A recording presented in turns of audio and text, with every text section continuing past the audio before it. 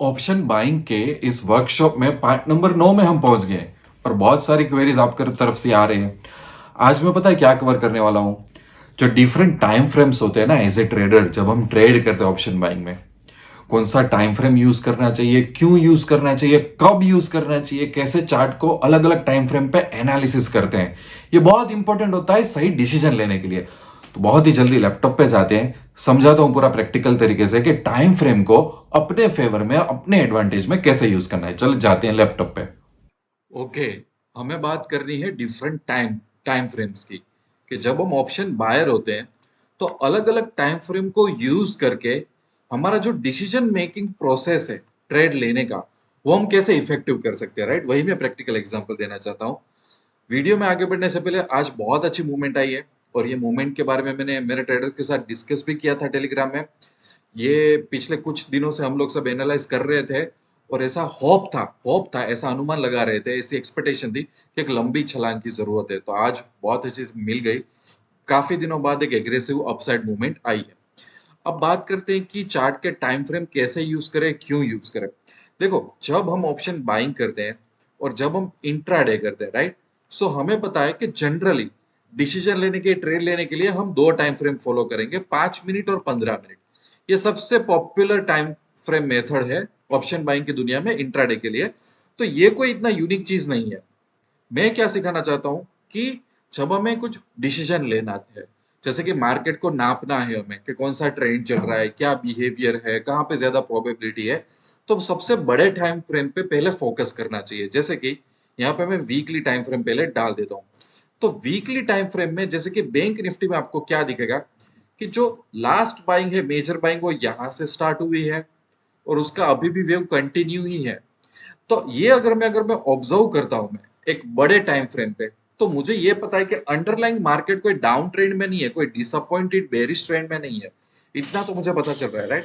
Same thing अगर मैं Nifty में अगर करता हूं, तो निफ्टी में तो और क्लियरली दिख रहा है कि ये जो वेव स्टार्ट हुआ है वो कंटिन्यूअसली वेव चालू ही है।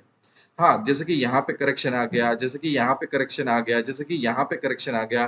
तो ये करेक्शन देखो, बहुत छोटे छोटे करेक्शन है। जो हर बार ऐसा होता है कि भाई 2%, 5%, 7% के करेक्शन मिल जाते हैं, पर मूव बहुत बड़ी होती है यहाँ पे। So totally it's on upside market. तो ये तो मुझे एक एग्रेसिव रेंज पता चल रही है। Now let's come back to weekly में से अगर हम इसको मैं डेली पे फिक्स करता हूँ, सो डेली में मुझे और एक लेवल नीचे का ट्रेंड पता चलेगा कि भैया देखो, अभी मैं अगर डेली चार्ट निफ्टी का एनालाइज कर रहा हूं, तो यहां से, और ये डेट कौन सी, मैं बता कौन सा महीना है, अक्टूबर, अक्टूबर 25 से ये उसने अपसाइड ही जा रहा है। राइट, ये कोई ऐसा वेव या करेक्शन वेव में नहीं है, ये अभी अपसाइड वेव में ही है। तो ये भी पता चल रही है उसकी प्रोबेबिलिटी। अब ये सब चीजें जानना क्यों जरूरी होती है कि आंख बंद करके हम पुट की साइड ना चले जाए। ठीक है, इसीलिए कई बार, जैसे कि मैं कुछ दिनों से मेरे ट्रेडर्स को बोल रहा था कि पुट की साइड बहुत ज्यादा रिस्क है, पुट की साइड मत जाओ। अगर डबल ट्रिपल कंफर्मेशन मिलते हैं तो जाओ, और वो भी अपने लोट को 50%, अपनी कैपेसिटी से, अपनी कैपेसिटी से 50% ही आप ट्रेड करो। राइट, ये सब बातें कैसे पता चलती है, ट्रेंड एनालाइज करने से, बिहेवियर। अब डेली में से मैं आता हूँ 4 आवर्स के चार्ट में। 4 आवर्स के चार्ट क्यों इंपॉर्टेंट है? 4 आवर्स का चार्ट, 4 आवर्स का चार्ट ये है कि ये अंडरलाइंग अभी इमीडिएट ट्रेंड है ना, वो बता देता है। 4 आवर्स, एक कैंडल 4 आवर्स को रिप्रेजेंट करेगी, दूसरी कैंडल दूसरे दिन की 2 घंटे की। तो ये मिक्स हो जाता है पूरा ट्रेंड, आज के 4 घंटे और बाद में दूसरी जो कैंडल होगी उसमें क्या होगा कि 2 घंटा आज का और 2 घंटा दूसरे दिन का, तब जाके दूसरी कैंडल बनेगी। राइट, तब जाके 4 4 4 4 आवर्स की कैंडल बनती है। तो यहाँ पे देखो, जहां जहां पे ये 2 3 कैंडल डाउन होगी, फिर से अप हो जाएगा, फिर 3 कैंडल डाउन, फिर से अप, फिर 3 कैंडल डाउन, फिर से अप। तो हर 3 कैंडल मतलब 12 12 घंटे पे कहीं ना कहीं मार्केट सपोर्ट ले रहा है, इससे ज्यादा नीचे नहीं जा रहा है। समझ आ रहे हो, कहीं ना कहीं ये पैटर्न मिलेगी। दूसरा, जैसे कि ये कंटिन्यूअसली एक वेव था जहां पे कोई करेक्शन की उम्मीद नहीं थी, तो एक 4 घंटे की ग्रीन कैंडल एक ही आ रही है, यहाँ पे दूसरी आ रही है। सो ये एक एग्रेसिव डाउन मूव था। तो हर 4 घंटे में मार्केट क्या कर रहा है, हर 4 घंटे में ज्यादा बाइंग आ रही है या तो सेलिंग आ रही है। ये बहुत इंटरेस्टिंग चीज होती है और ये काफी लोग समझ नहीं पाते इस चीज को। राइट, फिर आते हैं एक और चीज पे जिसको बोलते हैं कि भाई 1 आवर का टाइम फ्रेम। 1 आवर का टाइम फ्रेम रेंज में रेंज जो हमें मिलती है ना मार्केट में, उसको एनालाइज करने में बहुत मजा आ जाता है। खास करके अगर हम कोई सपोर्ट रेजिस्टेंस टूटता है कुछ दिनों का, या तो हमें मुझे पोजिशनल ट्रेडिंग लेना है और मुझे कोई रेंज निकालनी है, तो देखो अभी काफी दिनों से जैसे कि यहाँ पे एक लास्ट हाई मारा था, ठीक है, और ये काफी दिनों से जैसे कि एक और मैं यहाँ पे एक हॉरिजॉन्टल लाइन लगा देता हूँ मैं। काफी दिनों से क्या हो रहा था मार्केट, अगर 1 आवर की बात करें तो ये एक रेंज थी, इसमें फंसा हुआ था कि भाई 12 नवंबर से लेके वो टाइम स्पेंड करे जा रहा था, करे जा रहा था, करे जा रहा था, राइट, ठीक है, और वो ऊपर जाने की कोशिश कर रहा था। बट मेन चीज क्या थी इसके लिए, ये इसको इसको क्लिक करना है, देखो, और आज वही हुआ, राइट। सो ये सब चीजें है ना, अब जैसे कि अब ये करेक्शन होगा ना, तो अब ये वाला लेवल है ना उसके लिए सपोर्ट बन जाएगा। क्यों सपोर्ट बनेगा ये वाला लेवल, क्योंकि यहीं से ही लास्ट बाइक ये सपोर्ट लेके ये यहाँ से मार्केट बढ़ा हुआ है। सो फिर से हम एक्सपेक्ट कर सकते हैं कि अगर ये गिरेगा तो 19,551 तक बहुत अच्छी तरह से ये संभल जाएगा। यहाँ पे बहुत बहुत अच्छा सपोर्ट है। दूसरा, ये पर्टिकुलर रेंज में वो एक ही बार ये टच किया, दूसरी बार ये टच करने ही नहीं आया, उसके लिए भी पता था कि ये तोड़ देगा ये सब चीजों की रेंज।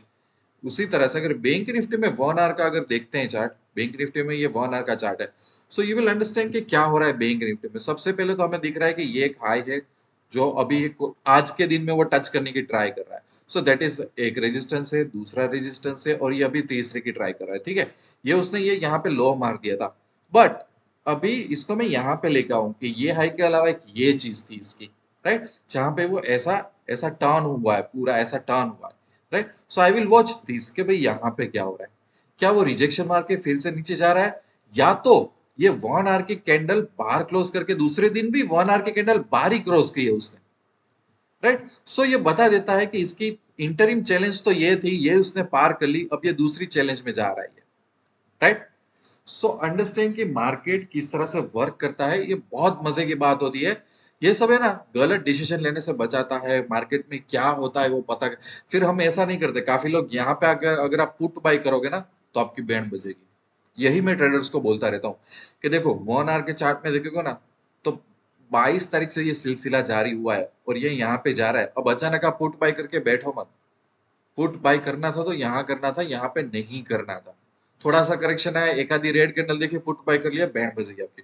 उल्टा जब ये सिचुएशन हो रही थी मार्केट में, तो मैं मेरे ट्रेडर्स को बोल रहा था कि आप ये अपॉर्चुनिटी ढूंढो, मार्केट कहाँ पे रुक रहा है, वहां पे बाय ऑन डिप्स की अपॉर्चुनिटी आप लोग देखो।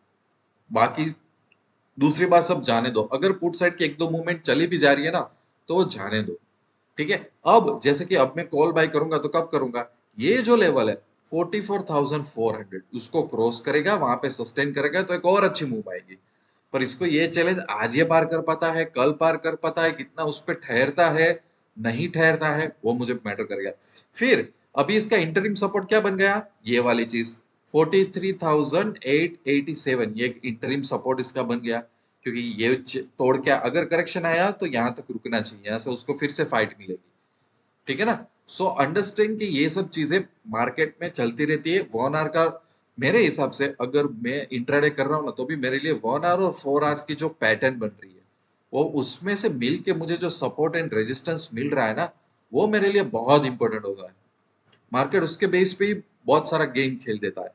फिर मैं आता हूँ कि जब मैं ट्रेडिंग करता हूँ तो 15 मिनट में क्या हो रहा है, आधे घंटे में क्या हो रहा है, चलो मुझे उसकी कैंडल्स देखनी है, तो फिर मैं ये इस तरीके के इंडिविजुअल पैटर्न्स देखता हूँ कि भाई कल का हाई ये था, आज के हाई उसके ऊपर ही आज खुला है, प्लस आज जो दो कैंडल थी, मैं फिर उसको जूम कर देता हूँ थोड़ा, कि भाई आज जो दो कैंडल थी ये इसका लो ऑलमोस्ट सेम है। सो ये नीचे से नहीं जाना देता, फिर उसका हाई क्रॉस कर लेता है, ओके, तो ये कॉल साइड की प्रोबेबिलिटी और बढ़ाता है, और और ये कंफर्म करता है कि 1 आवर में ब्रेकआउट हो रहा है, ये कंफर्म कर रहा है 4 आवर का चार्ट में कोई करेक्शन नहीं है, ये कंफर्म कर रहा है कि 1 डे में भी अच्छी चीजें जा रही है। देखो इसको थोड़ा एडजस्ट करता हूँ, देखा।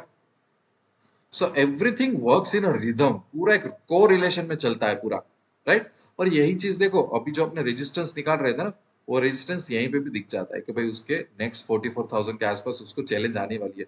सो which is visible and cross verified, confirm, reconfirm on a daily chart as well.